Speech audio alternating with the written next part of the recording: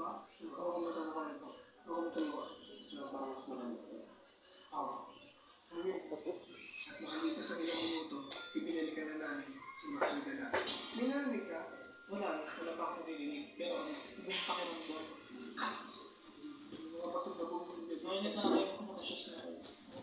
Dahil kakaiba ang pakiramdam sa morgue, ay babalikan namin ito mamaya para gawa ng paranormal investigation. At sa ngayon, ay liliputin muna namin ang buong hospital. So nakikita natin yung packet natin, medyo sira-sira na siya, mahirap na akutin. Basag na rin yung steps niya, kailangan doubling niya. Sa pag-akit namin, ay tuloy pa rin ang mga pagpaparinig. Nanay ko yun. Nanay ka? Nanay ko yun. Ganun. Ano ka? Ganun.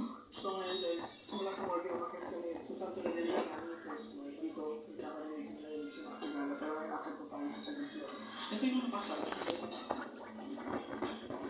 Hindi mo So nakalak ko dito. Nalulog sa second floor.